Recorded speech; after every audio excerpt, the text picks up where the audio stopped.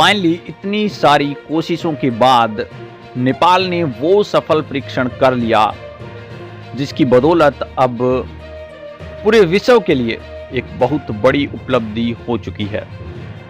या फिर ऐसे कहें कि नेपाल एक प्रकृति प्रधान देश है और उसे प्रकृति को बचाने के लिए जो एनर्जी चाहिए थी, एक ऐसी एनर्जी जो कि प्रकृति को नुकसान भी ना करे और हमारा कार्य भी चलता रहे, हमें एनर्जी भी प्रोवाइड होती रहे, और उसके ऊपर ही यहाँ पे लगातार परीक्षण करे जा रहे थे।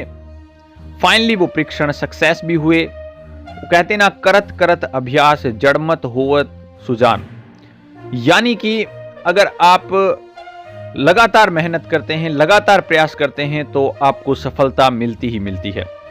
नमस्कार, मैं पीएम डीएनएस सिंह और आप देख रहे हैं कमाल यार। इस वीडियो में हम कंप्लीटली बात करेंगे कि किस क्षेत्र के अंदर नेपाल ने ये उपलब्धि हासिल करी है और इसके क्या क्या फायदे हो सकते हैं। तो वीडियो के अंत तक बने रहिए और अगर आप चैनल पर नए हो तो चैनल को सब्सक्राइब करके बेल आइकन दबा लीजिए ताकि आपको फुल अपडेट भी सबसे पहले मिल सके। चलिए वीडियो को शुरू करते हैं। दोस्तों, मैं आपको बता दूं कि नेपाल पिछले 2-3 सालों से जीरो इमिशन एनर्जी की तलाश में है। एक ऐसी एनर्जी जिसका प्रदूषण ना हो, या फिर ऐसे कह सकते हैं कि तेल की बचत भी, जैसे कि पेट्रोल डीजल होता है, वो यूज में ना लेकर कोई ऐसी एनर्जी बनाई जाए जो कि कम खर्चे में हमारा कार्य चला सके और इसके साथ साथ प्रकृति को कोई नुकसान ना हो, जिसे हम हाइड्रोजन या फिर ग्रीन हाइड्रोजन एनर्जी भी क्या नाम से जानते हैं। नेपाल में हाइड्रोजन का अब सफल उत्पादन और वाहन ईंधन भरने का पूरा काम जो कि है वो सफलतापूर्वक जो परीक्षण है वो कर लिया गया है।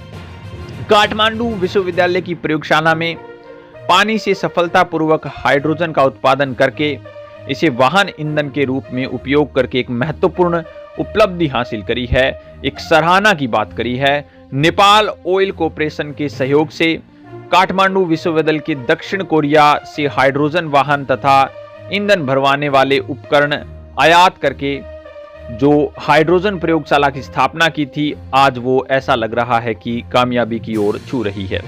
प्रयोगशाला के प्रमुख जो कि विराज सिंह थापा है, उनका मानना है कि नेपाल के लिए एक ऐतिहासिक क्षण है, एक हिस्टोरिकल मोमेंट है। यह पहली बार है कि देश में हाइड्रोजन उत्पादन व वाहन ईंधन भरने का काम पूरा कर लिया गया है। आज नेपाल में हाइड्रोजन के लिए एक ऐतिहासिक दिन है और इसे हाइड्रोजन डे के रूप में मनाया जाना चाहिए। पानी से हाइड्रोजन के उत्पादन के लिए बिजली की आवश्यकता होती है। वैश्विक बाजार में एक नए ऊर्जा स्रोत के रूप में हाइड्रोजन के उद्भव को देखते हुए नेपाल इस क्षेत्र में महत्वपूर्ण संभावनाएं रखता है। हाइड्रोजन उपयोग को लेकर सरकार पहले ही एक नीति बना चुकी है। हालांकि नेपाल में हाइड्रोजन को एक व्यवहार या फिर ईंधन स्रोत के रूप में या फिर औपचारिक रूप में मान्यता देने और हाइड्रोजन विशिष्ट कानूनों और विनियमों को अधिनियम के अंदर तत्काल उसके अंदर लागू करने में अब जरूरत है। जबकि हाइड्रोजन में जो नेपाल है उसके अंदर हाइड्रोजन वाहनों की शुरुआत चल रही है। वाहन नंबर प्लेट जारी करने के लिए आवश्यक सूचनाओं की कमी जैसी चुनौतियां बनी हुई हैं, उसे जल्द से जल्द पूरा कर रहा है। थापा ने इस बात पर यह भी जोर दिया है कि नेपाल में पानी और बिजली का उत्पादन घरेलू स्तर पर किया जाता है, इसलिए देश में हाइड्रोजन प्रौद्योगिकी में अग्रणी बनने की क्षमता है। बिकॉज नेपाल के अंदर अब बिजली बहुत ज्यादा मात्रा में बनती है। डायरेक्ट बिजली बेचकर हम इतना पैसा नहीं कमा सकते जितना कि हम उससे हाइड्रोजन उत्पादन करके ईंधन या फिर ऊर्जा बेचकर हम कमा सकते हैं।